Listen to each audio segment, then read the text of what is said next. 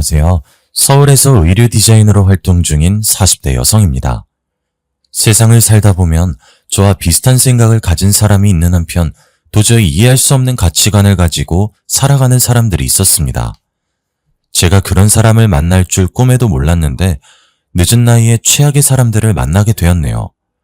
제 남편과 시어머니가 그런 사람들이었습니다. 단순히 생각이 다르다는 걸 넘어서 어떻게 그런 생각을 하면서 살 수 있는지 이해할 수 없었죠. 친구들에게 제가 당한 충격적인 일을 말해줬더니 모두 다 남편과 시어머니를 고소하라고 하더군요. 하지만 연애를 하고 결혼을 할 때까지만 해도 남편이 어떤 사람인지 전혀 몰랐습니다. 그가 쓰고 있는 가면에 속아서 결혼을 했거든요. 5년 전의 일이지만 아직까지 그때의 상처가 고스란히 남아있어서 억울한 마음에 이렇게 사연을 보내봅니다. 저는 대학에서 패션 디자인을 전공하고 의류 제조업체에 취업을 하게 되었습니다. 디자이너가 되겠다고 결심하게 된 데에는 친정엄마의 영향이 컸죠. 엄마가 디자이너가 되고 싶어 하셨거든요. 하지만 가정 형편상 대학에 들어갈 수 없었습니다. 엄마가 대학에 들어가기 전까지만 해도 집안 형편이 괜찮았는데 외할아버지의 무모한 선택으로 한순간에 기울어져 버렸습니다. 공무원 생활을 하며 착실하게 돈을 모아온 외할아버지께서 지인의 꼬임에 넘어가 그동안 모아둔 여윳돈을 펀드에 투자하셨다고 합니다. 내가 그 애들한테 들어서 알고 있는데 너 여유자금 좀 가지고 있다며? 내가 잘 아는 펀드 매니저가 이번에 새로운 상품을 기획하고 있대. 투자자 모으고 있는 중인데 너도 같이 할래? 이러면서 자기가 최근에 이룬 수익률을 보여주었다고 합니다. 그 수익률에 눈이 먼 외할아버지께서 그 펀드 매니저를 만나본 거죠. 펀드 매니저는 금융감독원에 직임이 찍힌 서류까지 보여주며 외할아버지를 설득하였습니다. 아무래도 큰돈이라 걱정되시죠? 여기까지 오신 거 보면 뭐가 고민되시는지 잘 알 것 같습니다. 아무래도 원금 손실 부분에서 신경 쓰이시는 거죠? 이 부분은 걱정하지 마세요. 펀드가 깨져도 원금을 전액 보상해주는 보험에 가입해둬서 우려하는 일은 생기지 않으실 겁니다. 당연히 외할아버지께서 감언이설에 속지 않고 펀드 매니저가 보여주는 서류까지 확인하셨습니다. 처음에는 조금만 투자하셨는데 생각보다 높은 수익이 생기니 욕심이 났다고 하셨죠. 게다가 외할아버지의 친구분이 더 투자해보라고 외할아버지를 부추겼습니다. 야, 내 말 맞지? 생각보다 수익 괜찮다니까. 이번엔 나 믿고 몰빵해봐. 공무원 연금으로 노후 준비 안 될 것 같아서 걱정된다며. 이참에 노후자금 더 모아보게. 주저하던 외할아버지께서 몇 달 동안에 생긴 수익을 보고 노후자금을 모을 욕심이 생겼다고 합니다. 그래서 한 5억만 넣어두고 노후자금에 대한 걱정을 털어놓으려고 했죠. 뒤늦게 이 사실을 알게 된 외할머니께서 외할아버지를 말려봐도 소용없었습니다. 뭐? 전재산? 여보, 적당히 해요. 전재산 함부로 투자했다가 무슨 일이라도 생기면 어쩌려고 그래요? 당신이 뭘 한다고 그래? 당신도 통장에 찍힌 수익 받잖아. 큰돈 만지려면 때로는 과감해져야 돼. 위험이 큰 만큼 그만큼 보상이 따라온다고. 결국 외할아버지께서 여유자금에 대출까지 얹어서 펀드에 몽땅 투자하셨습니다. 그런데 외할아버지께서 전재산을 몰빵하기를 기다렸다는 듯이 2달 후에 그 펀드가 깨지고 말았죠. 펀드를 모집한 매니저가 종적을 감춰버렸고 그제서야 계획적인 펀드 사기에 당했다는 사실을 알게 되었습니다. 원금 보장에 대한 보험 같은 건 있지도 않았고 금융감독원의 승인을 받았다는 매니저의 말은 모두 거짓이었습니다. 결국 외할아버지께서 5억을 날리고 빚더미에 나앉게 되었어요. 그때 엄마가 고등학생이었는데 대학에 가서 의상 디자인 공부를 하는 건 고사하고 당장 일을 해서 생활비와 빚을 갚아야 했습니다. 엄마는 그때부터 의류 매장에서 알바를 시작했죠. 고등학교 졸업 후에도 그 매장에서 계속 알바를 하게 되었고 5년 후에 매니저가 되었습니다. 그리고 의류 브랜드의 본사 직원이었던 아버지를 만나서 결혼을 하게 되었는데요. 결혼하고 저를 낳았는데도 엄마는 쉬지 않고 계속해서 일을 했습니다. 3년 후에 총괄 매니저가 되자 좋은 기회가 찾아왔죠. 본사의 대리점 관리 담당자가 엄마에게 대리점을 맡아서 해보라고 권했습니다. 엄마가 맡은 대리점은 사무실 밀집 지역이라 젊은 여성들이 많이 다니는 곳이었다고 해요. 그곳에 매장을 열어서 지금까지 운영을 하고 계십니다. 엄마가 매장에 묶여 있다 보니 저는 어릴 때부터 여러 가지 옷들에 파묻혀 지내게 되었어요. 계절이 바뀔 때마다 새로운 옷들이 진열되는 걸 보는 게 좋았고 어려서부터 옷에 흥미를 가지게 되었습니다. 중학생 때부터 옷을 리폼하는 취미 생활을 하면서 디자이너의 꿈을 키웠던 것 같아요. 제 꿈을 엄마에게 말했더니 적극적으로 지지해주기도 하였습니다. 엄마, 이번에 수시 넣을 때 의상 디자인과로 넣어볼까 하는데 엄마 생각은 어때? 너한테는 의상 디자인과가 딱이지. 너 예전부터 애들 옷 리폼해주고 선물해주기도 했잖아. 너라면 잘할 수 있을 거야. 네가 하고 싶은 거라면 언제든지 지원해줄 수 있다는 응원 속에서 저는 모 대학에 들어가 의상 디자인을 전공할 수 있었습니다. 졸업한 뒤에는 땡땡 브랜드 의류 제조업체에 취업까지 할 수 있게 되었죠. 땡땡 브랜드는 인지도가 높아서 경쟁률이 치열했는데 운이 좋았습니다. 하지만 옷을 직접 만들다 보니 스트레스가 장난 아니더군요. 취미생활로 옷을 리폼할 때와 다르게 소비자들의 감각을 파악하고 시장의 흐름보다 앞서 나가는 옷을 만들어야 했습니다. 그래도 제가 힘들게 만든 옷이 잘 팔린다는 말을 들으면 피로가 풀리고 기분이 좋아졌죠. 그렇게 제가 소비자들의 마음을 사로잡을 옷을 만드느라 정신없이 일을 하다 보니 어느덧 30을 바라보게 되었습니다. 그때 무렵 한 남자를 만나게 되었죠. 제가 디자인 옷을 사진 촬영해주고 광고용 매체에 실어주는 업체에서 만난 친구였어요. 성주 씨는 사진작가로 활동하며 대학에서 사진 관련 강의도 하고 있었습니다. 저는 잘 몰랐지만 각종 사진 공모전에서 여러 번 당선한 경력도 있고 그 바닥에서는 이름이 알려진 사람이었더군요.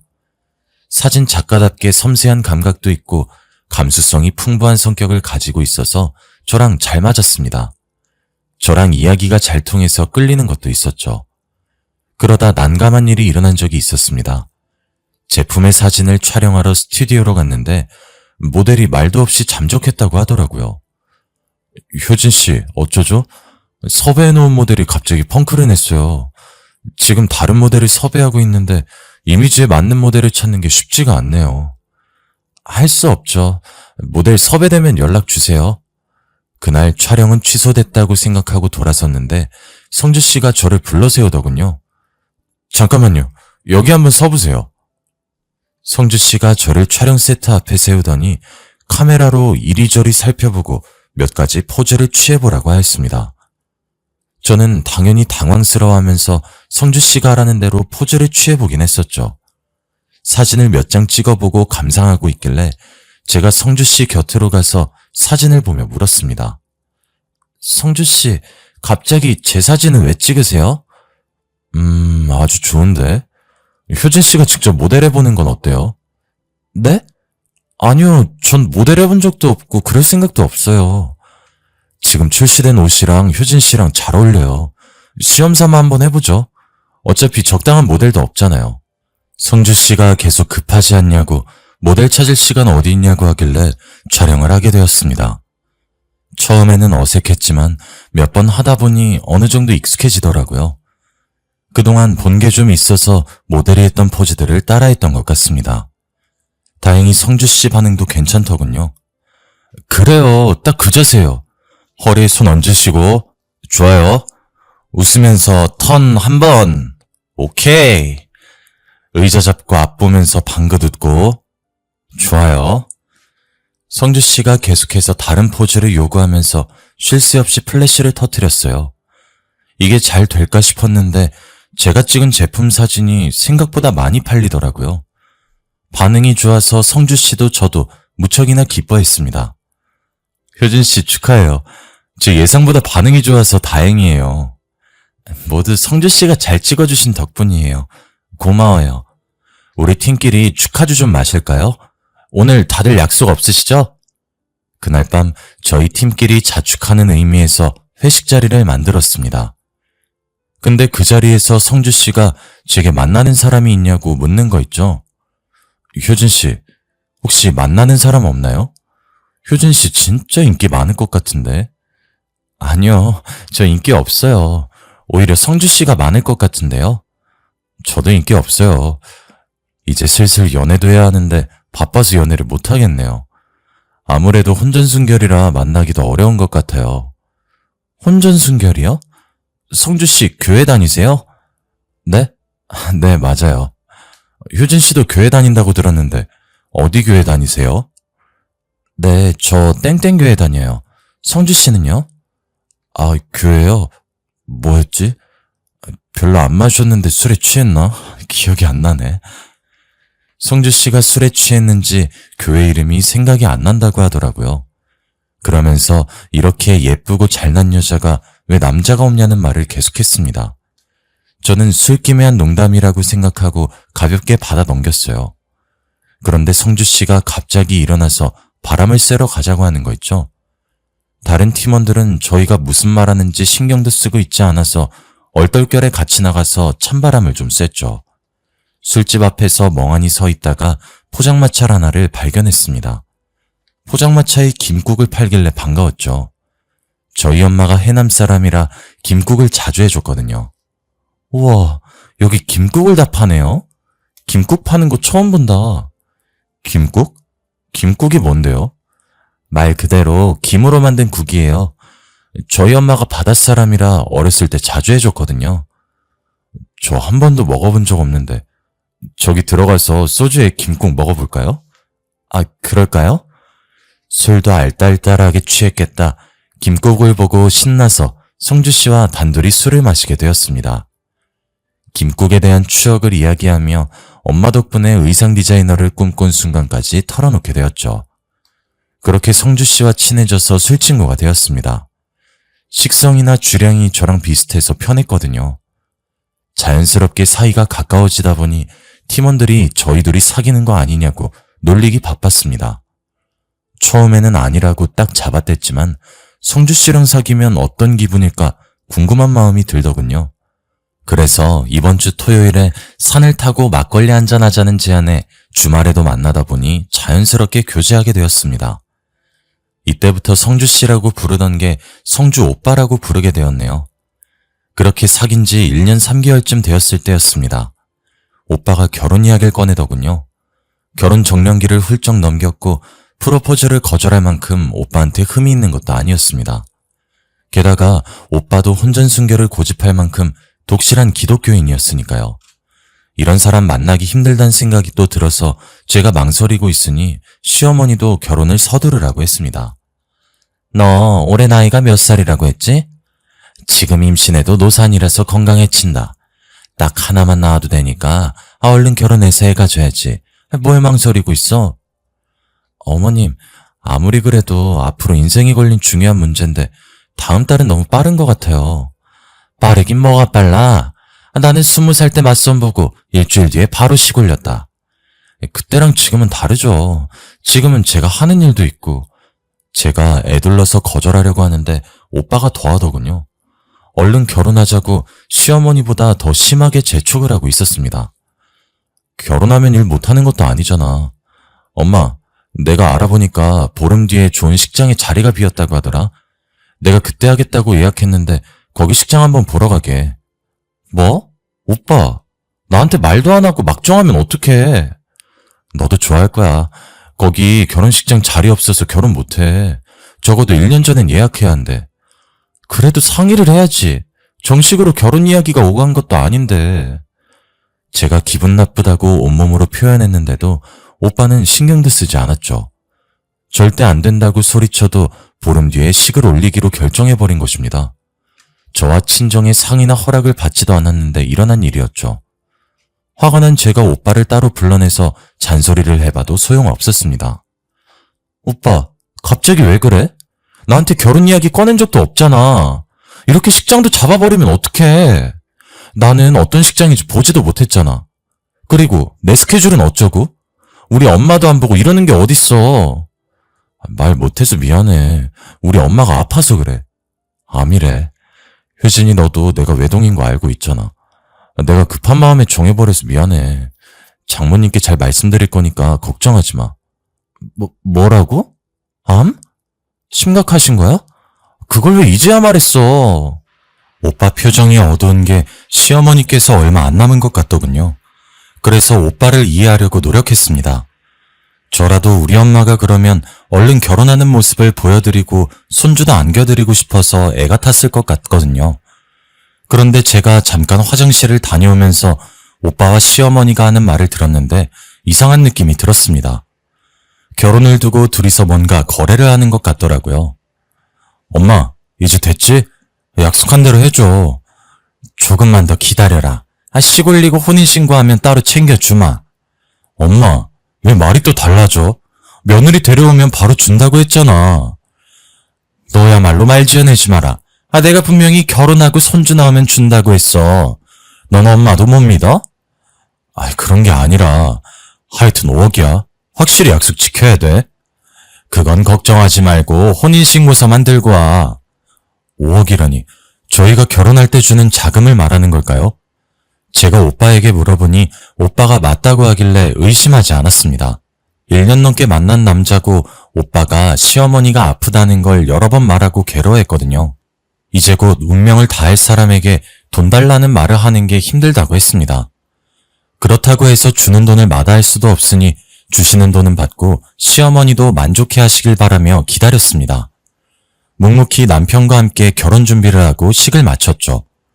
그런데 제주도로 떠난 신혼여행에서 이제는 오빠가 아닌 남편이라고 불러야 되는 김성주라는 작자와 문제가 생겼습니다. 첫날 밤을 맞았는데 어이없는 일이 벌어졌거든요. 남편이 부부관계를 거부하는 것이었습니다. 결혼 전부터 저희 커플이 잠자리를 가진 적이 없긴 했어요. 저도 혼전순결이었고 남편도 그렇다고 하길래 당연히 결혼 후에는 달라질 줄 알았죠. 그런데 신혼여행 와서도 저를 거부하길래 황당한 기분이 들었습니다. 오빠, 우리 이세는 가져야지. 왜 신혼여행 와서도 혼전순결 타령하면 어떡해? 사실 내가 남자로서 문제가 있어서 그래. 부부관계가 잘 안 돼서 못할 것 같아. 뭐? 혼전순결이라며? 기독교 믿어서 그런 거 아니었어? 오빠, 말해봐. 그동안 나 속인 거였어? 제가 대답을 닥달하니 그제야 기독교는 믿은 적도 없고 혼전순결인 적도 없었다고 말하더군요. 남편은 예전부터 성기능에 장애가 생겨서 병원에서 치료를 받는 중이라고 했습니다. 저는 그 말을 신혼여행 온 날 듣게 될 줄은 꿈에도 몰랐죠. 아니, 그런 말을 왜 이제 와서 하는 거야? 오빠, 나한테 숨기는 거 더 있는 거 아니지? 아니야, 나 숨기는 거 없어. 말 못한 건 미안해. 예전부터 말하려고 했는데 남자로서 자존심이 상해서. 조금만 기다려줘. 곧 좋아질 거야. 그러면서 결혼을 왜 서둘렀어? 좋아진 다음에 해도 되는 거잖아. 제가 화를 내니 남편이 고듭 고개를 숙이며 미안하다고 했습니다. 그래도 시어머니께서 아파서 그런 것이니 이해하려고 노력했죠. 그렇게 첫날 밤을 허망하게 보내고 다음 날이 되었습니다. 서로 등을 지고 잠잔 것도 모자라 아침에 일어나 침묵 속에서 밥을 먹으니 어색하기 그지없더군요. 남편은 미안한 마음에 제 얼굴을 쳐다보지도 못했습니다. 이 결혼을 파토낼 것도 아니니 다시 관계를 회복하려고 노력했습니다. 남편이랑 자려고 결혼한 것도 아니니 어떻게든 분위기를 풀어보려고 했죠. 난 괜찮으니까 표정 풀어. 자녀 계획은 천천히 세우면 되잖아. 오빠 치료받는 것도 도와줄 테니까 천천히 다시 시작해보자. 잠자리에 문제가 생기는 경우는 거의 심리적인 원인이 크대. 이해해줘서 고마워. 앞으로 숨기거나 속이는 일 없도록 할게. 치료도 꾸준히 받을 거야. 아휴, 이리 와서 이거 먹어봐. 밥 먹고 뭐 할까? 제주도에 유명한 게 뭐가 있지? 의기소침해 있는 남편이 안쓰러워서 먼저 다가가서 위로해 주었죠. 아예 남자 구실을 못하는 것도 아니고 꾸준히 치료받으면서 압박감을 떨쳐내면 괜찮아질 거라고 생각했습니다. 저는 남자들에게 좋다는 건강식품을 백방으로 알아보고 식사 후에 늘 챙겨주었습니다.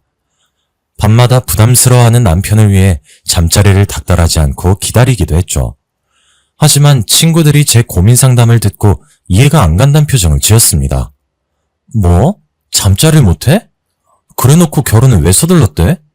시어머니께서 손주 보고 싶어 하셨다며? 거기에 한술 더 떠서 우리 남편이 사기 결혼에 잠자리 거부까지 이혼당하기 딱 좋은 상태라고 하더군요. 저는 친구들이 무슨 말을 하든 간에 듣지 않았어요. 저희 부부가 잠자리에 반해서 결혼한 것도 아니고 진짜 서로의 성격과 마음을 보고 만난 것이라 신경 쓰지 않은 거죠. 게다가 남편은 시어머니를 몹시도 걱정하고 있는 상태였습니다. 시어머니를 위해 서둘러 혼인신고부터 하고 매주마다 시어머니를 보고 오는 것 같았죠. 어느 날은 시어머니를 만나고 오더니 무슨 이유인지 몰라도 몸도 제대로 가누지 못할 정도로 술에 취했더라고요. 집에 들어오자마자 풀썩 주저앉아 버리길래 남편을 붙들고 물었습니다. 오빠, 도대체 얼마나 마신 거야? 술도 잘 마시는 사람이 왜 이렇게 취했어? 무슨 일 생겼어? 어머님 병세가 더 짙어지신 거야? 제가 놀라서 질문 세례를 쏟아부었더니 남편이 제 손을 뿌리치면서 소리치더군요. 다 필요 없어. 저리 꺼져. 이게 전부 다 너 때문이야. 갑자기 나 때문이라니? 남편의 증오 어린 눈빛에 깜짝 놀랐습니다. 연애를 하는 동안 한 번도 본 적이 없는 낯선 모습이었습니다. 제가 당황해서 우물쭈물 못하고 있는 동안 남편이 소파에 드러누워서 누군가를 찾기 시작했습니다. 정우야, 난 너만 있으면 돼. 정우야, 사랑해. 너무 보고 싶어. 남편이 정우라는 이름을 수십 번도 더 부르면서 애타게 찾다가 잠이 들었습니다. 정우가 누구길래 남편이 이토록 간절하게 부른 걸까요? 제가 잠들지 못하고 한참을 뒤적이다가 정우라는 사람을 생각하며 아침을 맞이했습니다. 어차피 잠들지 못할 거 일찍 일어나서 남편이 먹을 해장국을 끓여놨죠. 남편이 일어나더니 부엌으로 와서 제 눈치를 살폈습니다. 그래서 식탁에 앉혀놓고 남편에게 물었는데요. 이제 좀 정신이 들어? 해장국 먹으면서 얘기해봐. 어제 얼마나 마신 거야? 정호란 사람은 누구고? 정호? 정호라는 애랑 싸워서 그래. 열받는 일이 있어서 너무 많이 마셨어. 미안해. 정호란 사람은 또 누구고 무슨 일 있었는데? 나한테 말해봐. 당신은 몰라도 돼. 왜? 말해보라니까? 당신이 생각하는 그런 거 아니야. 나중에 말해줄 거니까 신경 쓰지 마. 남편이 신경질을 내길래 이야기를 그만두었죠. 저는 정호라는 사람을 알아내야겠다는 생각이 들어 남편의 물건을 뒤져보았습니다. 핸드폰을 가장 먼저 뒤지고 싶었지만 비밀번호 때문에 문자나 전화 내역을 볼 수 없었습니다. 그래서 남편의 옷과 가방을 뒤지다가 지갑 속에서 사진 한 장을 발견하게 되었죠. 남편과 남자가 다정한 포즈를 취하고 있는 사진이었습니다. 둘이 그냥 다정한 정도가 아니라 연인처럼 껴안고 볼을 맞대고 있었는데요. 그 남자는 저도 알고 있는 사람이었습니다. 최정호라는 이름의 피팅 모델이었거든요. 제가 디자인한 옷의 모델로 자주 일해서 저와도 안면이 있었습니다. 남편의 스튜디오에서 마주친 적이 있었는데 남편과 굉장히 친해 보였습니다. 제가 잠시 화장실에 다녀온 사이 입에 묻은 소스를 닦아주고 있었거든요. 하지만 남편과 그가 찍은 사진을 보자 안 좋은 예감이 들었습니다. 정우의 이름을 부르면서 사랑한다고 말하는 모습이나 남자와 다정하게 찍은 사진이 저를 의심하게 만들었습니다.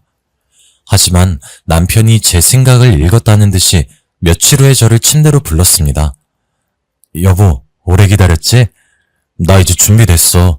의사 선생님이 이제 잠자리 가져도 된대. 정말이야? 오늘 바로 자도 된다고? 그래, 우리도 이제 가져야지. 엄마도 손잡고 싶다고 난리잖아. 저는 남편이 저를 안을 수 있을까 싶었지만 그날 밤은 정말 황홀했습니다. 남편이 남자를 좋아하는 걸까 싶었는데 전부 다 제 착각이었다는 생각이 들었죠. 하지만 아쉽게도 이새는 바로 들어서지 않았습니다. 아무리 시도해도 임신 테스트기에 두 줄이 보이지 않아 저도 애탔습니다. 그런데 어느 날 부부관계를 하고 잠이 들었는데 옆에 누워있는 남편이 보이지 않았습니다. 안방에서 나가 거실을 살펴보니 남편이 베란다에 나가서 혼자 쪼그려 앉아 울고 있더군요. 제가 왜 그러냐고 묻고 싶었지만 남편이 저를 보고 금세 눈물을 닦아냈습니다. 그러면서 아이가 자꾸 생기지 않아 속상하다고 하더군요. 저는 시어머니 때문에 흘리는 눈물이라고 생각했습니다. 어머님이 언제 세상을 뜰지 모르니 불안해서 그런 거라고 여기고 남편을 꼭 안아주었죠. 안 그래도 시어머니께서 매주 집에 들리셔서 이세 소식을 계속해서 물어보셨거든요. 얘야, 너 아직도 소식이 없는 게냐? 네, 나름대로 최선을 다하고 있는데 잘 안 되네요. 그렇구나. 아이, 관계는 자주 하고 있는 거지? 그럼요, 어머님. 알았다. 그럼 됐어. 시어머니가 미소를 지으시면서 자리에서 일어서길래 얼른 배웅을 나갔습니다. 엘리베이터를 기다리는 동안 옆에 있어드리려고 했는데 어머님께서 전화통화를 해야 한다며 저보고 들어가라고 하셨습니다. 그래서 집 안으로 들어갔는데 어머님이 들리는지도 모르고 전화통화를 하시더군요. 어머님이 뭐라 하시길래 현관문에다 대고 귀를 기울이니 충격적인 말씀을 하셨습니다. 그래, 며느리랑 매주 잠자리 가지고 있다고 하더라. 이제 정호라는 놈하고는 끝이야. 남자랑 남자가 만난다는 게 말이 되니? 우리 아들놈이 잠시 미쳤던 게 분명하다. 그 말을 듣자마자 저는 남편의 스튜디오로 연락도 없이 찾아가고 말았습니다. 남편의 스튜디오 문을 열려고 하니 안에서 정호 씨의 목소리가 들려왔죠. 형, 이제 연락하지 말라고 했잖아. 왜 만나자고 한 거야? 정우야, 네가 오해하고 있어서 그래. 그 여자랑 어쩔 수 없이 결혼했다니까? 나 좀 믿어줘. 듣기 싫어. 어떻게 형이 나를 버리고 여자랑 결혼할 수 있어? 결혼해놓고 나한테 계속 연락하는 건 또 뭐고? 혹시 몰라 문을 살짝 열어 살펴보니 남편과 정호 씨가 서 있었습니다. 남편은 거의 울면서 매달리고 있었고 저는 그 모습을 보고 충격을 받아서 아무 말도 못하고 있었습니다. 정우야, 전부 다 엄마 때문인 거 알고 있잖아. 나한테 암 걸렸다고 뻥까지 치면서 손잡아 해달라는데 어떡해. 애만 낳으면 이혼해도 된대. 게다가 그 할망구가 결혼만 하면 5억 준다고 했어. 난 애만 낳으면 그 여자랑 이혼하고 5억 들고 너 찾아가려고 했다고. 뭐? 나보고 그 말을 믿으라는 거야? 그런데 네 생각 때문에 그 여자랑 잘 수가 없어. 머릿속에 온통 네 생각뿐인데 좋아하지도 않는 여자랑 자야 하는 내 심정은 어떨 것 같아? 그러니까 정우야, 나 버리지 말고 조금만 기다려줘. 내가 너 행복하게 해줄게. 그래서 여자랑 결혼하고 잤다는 거야? 그냥 그 여자랑 평생 살아. 뭐하러 내 인생까지 망치려는데? 저는 남편과 정우 씨가 하는 말을 듣고 정신이 혼미해졌습니다. 남편이 동성애자란 사실을 알게 되니 머릿속이 멍해졌죠. 게다가 시어머니가 아프신 것도 거짓말이었습니다. 처음부터 끝까지 남편과 시어머니가 저를 속이고 이용하려고 했다는 사실에 갑자기 배신감이 몰려와 눈물이 쏟아지더군요. 그때 갑자기 문이 열리면서 정우 씨가 나왔고 남편이 붙잡으려고 따라 나왔을 때였습니다. 당신 왜 거기 있어? 설마 전부 다 들은 거야? 남편이 저를 보고 얼굴이 창백해지더군요. 마음 같아서는 남편의 멱살을 붙잡고 한바탕 욕이라도 해주고 싶었지만 몸이 말을 듣지 않았습니다. 그래서 그냥 돌아서서 집으로 들어오고 말았죠. 그날부터 남편은 집에 들어오지 않았습니다. 며칠 동안 고민하던 저는 시어머니를 찾아가 물었습니다. 어머님, 성주 오빠 동성애자 맞죠? 남자 좋아하는 거 맞잖아요. 이제 저 속이려고 하지 마세요. 정우 씨랑 있는 거 다 봤어요. 그러니까 솔직하게 털어놓으세요. 제가 모든 걸 알고 있다고 말하자 시어머니께서 더 이상 변명하지 않고 모든 걸 털어놓았습니다. 남편이 또래 남자애들이랑 다르다고 느낀 건 고등학생일 때였다고 하네요. 초등학생 때부터 워낙 수줍음이 많고 여자 같은 성격이라서 따돌림을 당할까봐 걱정했지만 고등학교에 들어간 후에 뜻밖의 일이 벌어졌다고 합니다. 어머님 집으로 전화 한 통이 왔습니다. 전화를 받아보니 낯선 목소리가 들려왔다고 하는데요. 여보세요? 거기 성주 어머님 되시죠? 네, 맞아요. 그런데 누구시죠? 전 성주 친구 순길이 엄마예요. 아, 네, 순길이 어머님이 어쩐 일이세요? 전화로는 곤란하고 만나서 꼭 들을 말씀이 있습니다. 일단 시어머니께서 순길이라는 친구의 엄마를 집으로 초대했다고 합니다. 그리고 그날 친구 엄마에게 충격적인 사실을 들었다고 하죠. 성주가 글쎄 제 아들에게 키스하면서 고백했다고 하네요. 순길이 말로는 여러 번 그랬다고 해요. 하지 말라고 거부해도 그러는 바람에 애가 정신적인 충격을 많이 받았어요. 네? 지금 무슨 말씀하시는 거예요? 우리 성주가 그럴 리 없어요. 시어머니께서 그 말을 듣고 큰 충격을 받았다고 해요. 친구 엄마는 한 번 더 그런 일이 일어나면 전학을 가게 만들 거라고 경고했다고 하는데요. 시어머니는 그날 바로 남편을 붙잡고 따졌다고 하죠. 남편이 순길이란 아이를 사랑했다고 고백하자 어머님께서 남편을 정신병원에 보냈다고 합니다. 그 결과 남편이 동성애자란 사실을 알게 되었고 시어머니께서 어떻게든 남편에게 여자를 소개해주려고 노력했다고 하네요. 하지만 남편은 끝까지 변하지 않았다고 합니다. 성인이 되어도 남편을 강제로 바꾸려고 해서 남편이 무릎 꿇고 애원했다고 해요. 엄마, 나한테 도대체 왜 이러는 건데? 이제 제발 날 이해해줘, 어? 뭐? 남자 좋아하는 걸 이해해달라고? 그게 될 거라고 생각하니? 네 애미가 혀 깨물고 죽어야 정신 차릴래?